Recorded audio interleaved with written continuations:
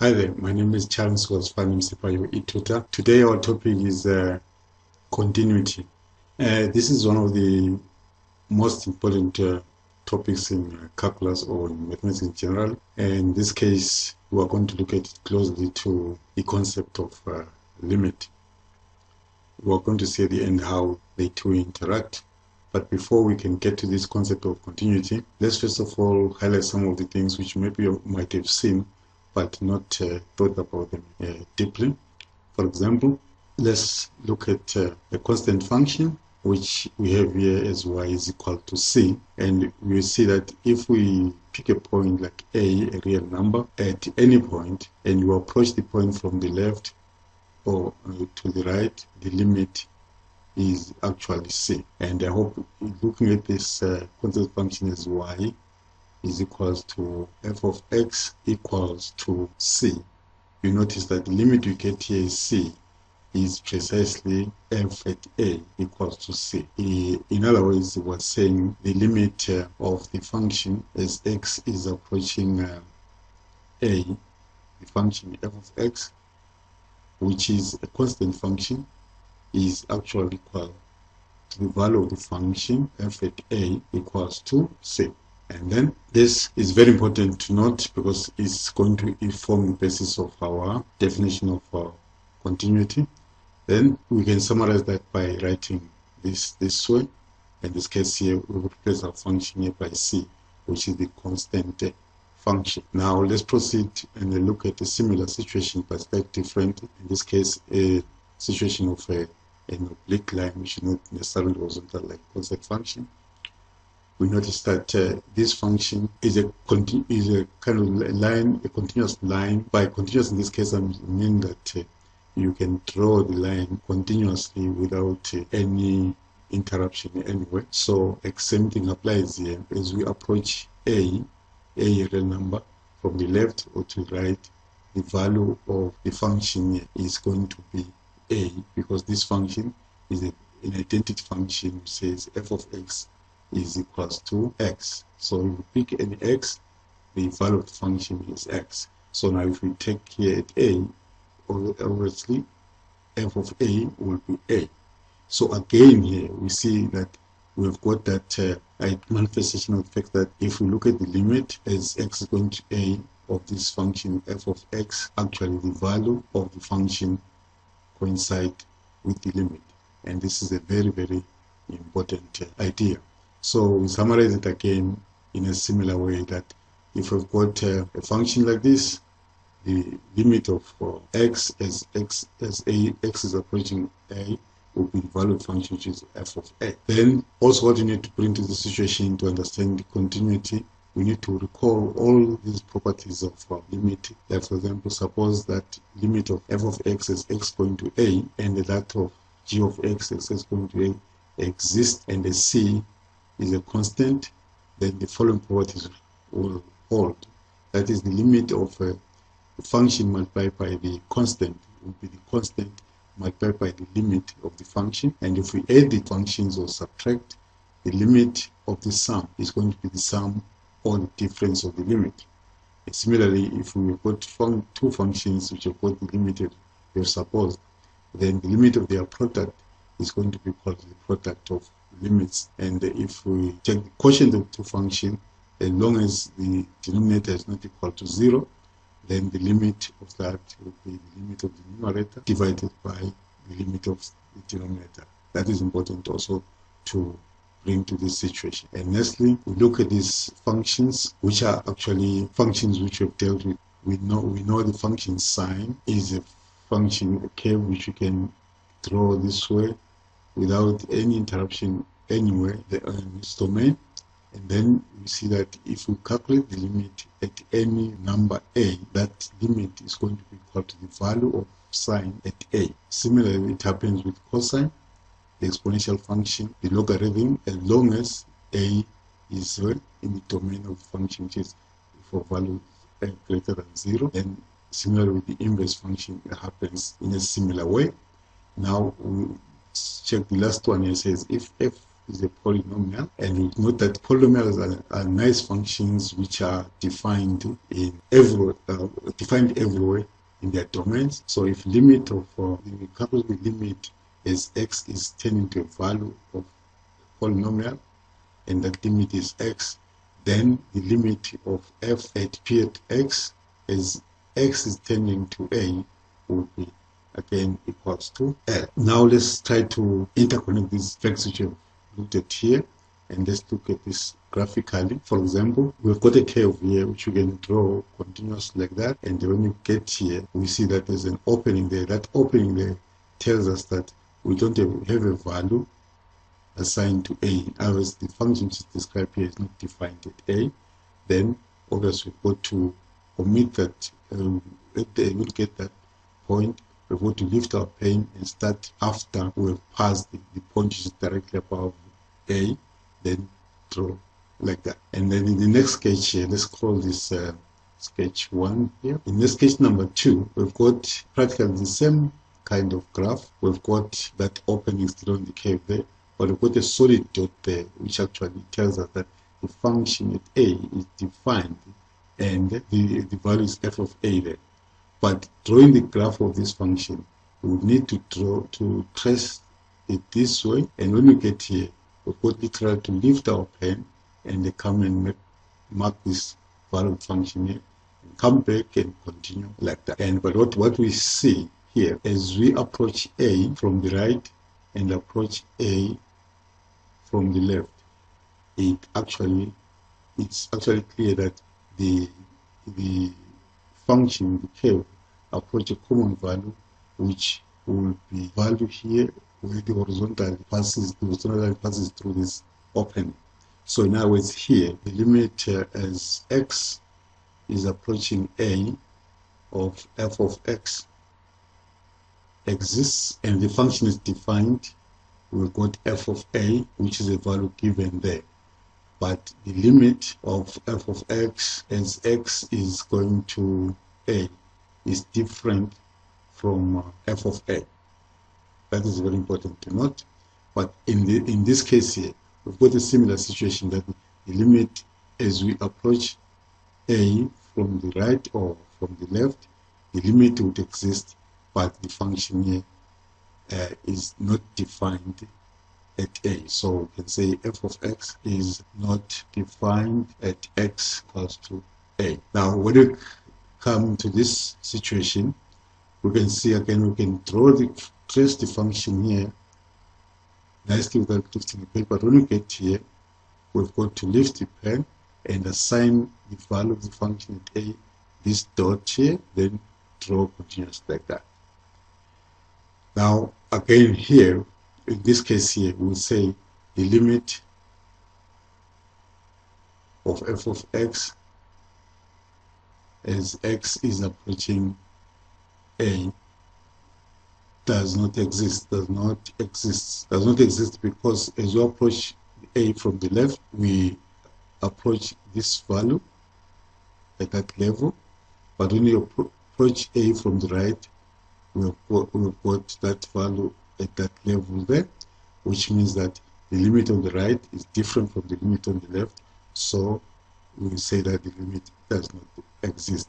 So which means something like there's no limit and the value of the function, there's no limit and the value of function is there, and that's a problematic situation.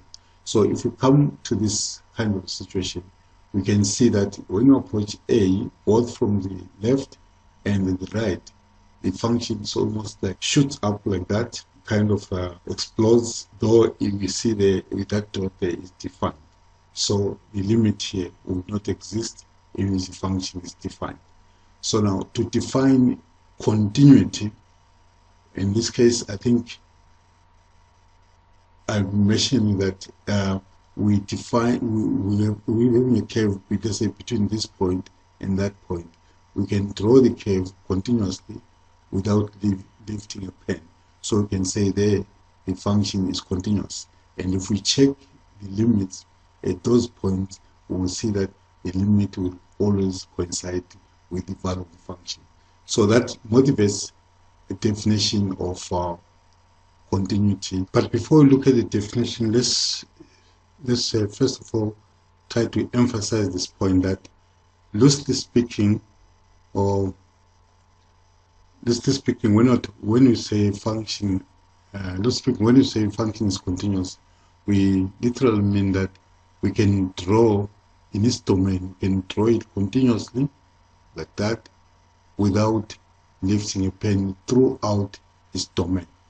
And when that happens, actually we must note that the limit at any point A, as x is approaching the approaching A, limit of the function f of x will coincide with the value of the function. So now the definition of continuous in this case now comes in the following way. That is, definition said for a function f of s defined in an open interval. Now as the open interval is its domain containing a point x is equal to x is equal to a, we say a function is continuous. We see there is a continuous involved. Now as the concept between defined here is the concept of continuity. We say the function is continuous at a when the limit of f of x as x is tending to a is equals to f of x. In other words, if this condition is not satisfied, we will say the function is discontinuous at x equals to a. Now, I hope that is a very clear definition. So I think to try to consolidate this definition or deepen its understanding, we may look at an example like this one. Determine where the rational function f of x equals to x squared plus x minus 6 over x minus 2 is continuous.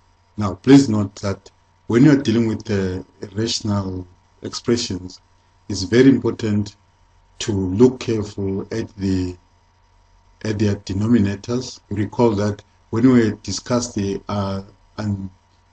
indefinite or undefined expression, we looked at an expression like this a, where a is not equal to 0 over 0, and we say this was undefined. This is actually undefined.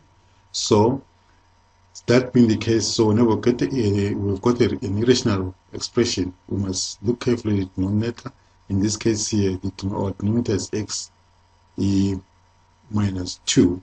So we need to check where x minus 2 is going to equal to 0, which clearly this implies that x is equals to 2. So in this case, we've got a simple expression x minus 2. We could have a polynomial here, maybe of also degree 2, maybe having a higher degree there. We'll take the polynomial, equate it to 0, and solve it and find the zeros of that polynomial. Then we would identify then the zeros, like we have here x is equal to 2, as a point where this expression is undefined. So where this expression is undefined, that will be where the function f of x is not continuous. So in this case here, we would say this f of x is continuous at all x real, but x must be different from 2. So now the function is defined everywhere whenever x is not equals to 2. So then let's see what happens if we factorize the numerator. In this case, we've got f of x equals to, factorizing this, I think you can see that it is factorized with x minus 2 multiplied by x plus 3 all over x minus 2. So we can see that here we've got a common factor in numerator and denominator that will simplify to 1. and then this gets to x plus 3, whereby this is an equation we know, which is type of equation mx plus c, where our m is 1 and our c is 3, which is a straight line. So in other words, it sort of tells us that this function is curved at points not equals to 2 will be dominantly a straight line, which we can represent graphically this way. We draw a straight line, and as you can see there, we've got an opening there, which tells us that the function there is not defined. So like we've said before, we said the function is continuous if you can draw the graph continuously without lifting a pen. But in this case here, at over 2, we're going to be forced to lift a pen and start the graph on the left of 2 that way. But otherwise the graph is dominantly a straight line like that. So talking about that, now what is very, very important about limits, this is what we must link now with limits. We've got a function f of x equals to x squared plus x minus 6 over x minus 2, which is not defined at 2 there. So then, but what we notice that the limit exists when we approach this point. In this case now, the limit of this function as x is approaching 2 will be exactly factorizing there.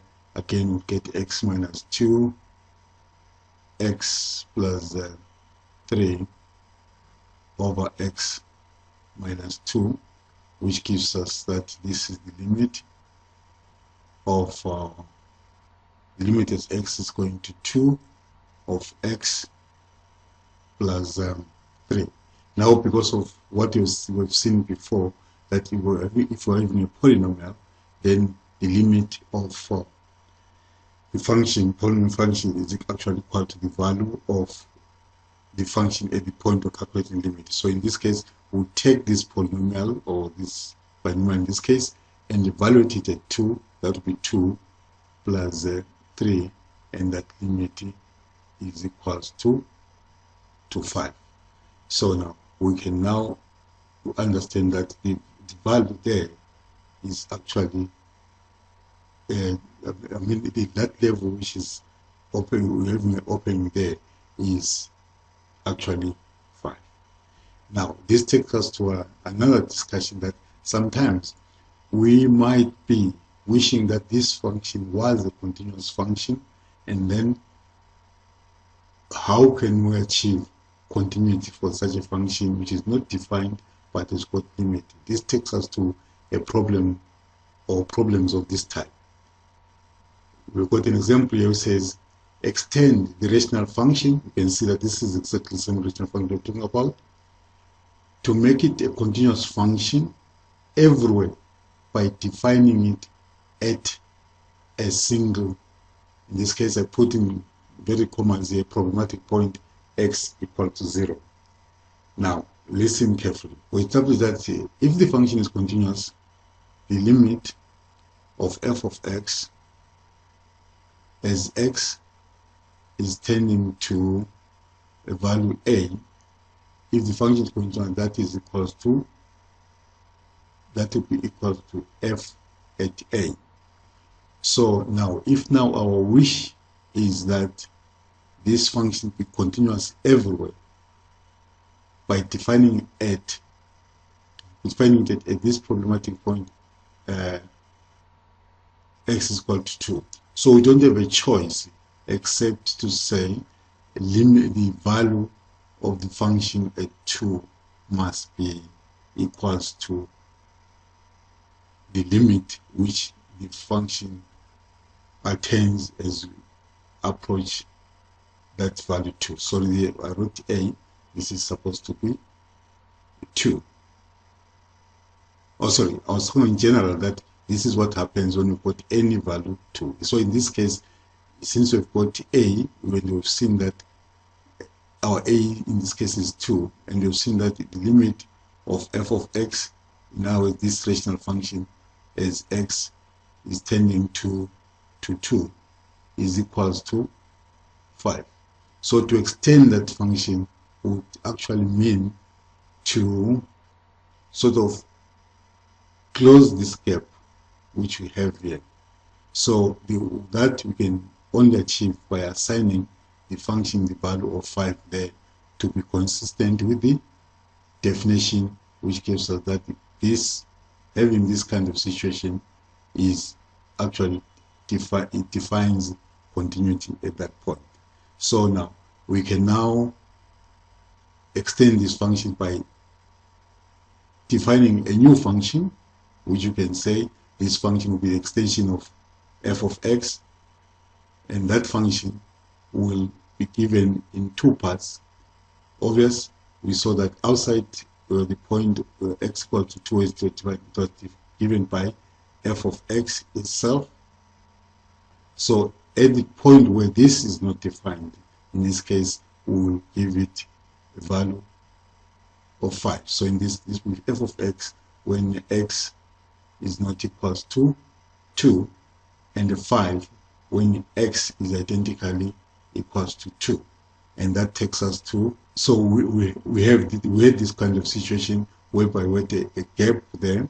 So now if we agree on what we've just discussed there, then that means that we would fill up this gap here, and then would have the function graph given this way, and its definition that given this way. So this is supposed to be plus sign here.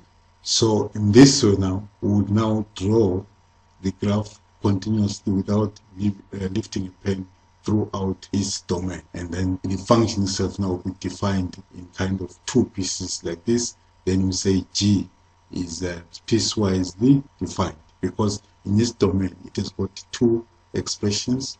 This expression for any value of x is different from 2, and this constant 5 for x equals to 2.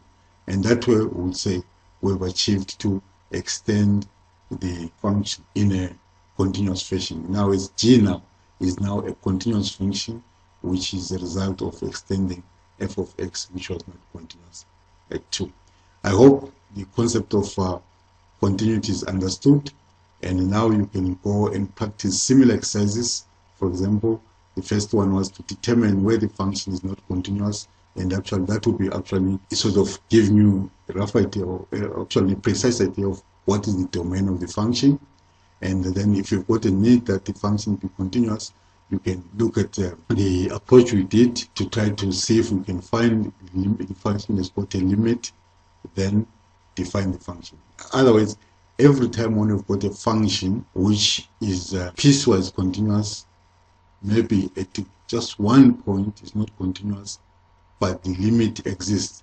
So we can actually use the limit, which is approached by the curves, to fill up the gap, and that way we can achieve a continuous function, because continuity actually is a beautiful property of functions. So if we can avoid it whenever the limit exists, we avoid it this way. Otherwise, I would urge you to go and do your practice according to the exercises you get in your text for this concept. Then we will continue from there with other related work. For now, thank you for listening.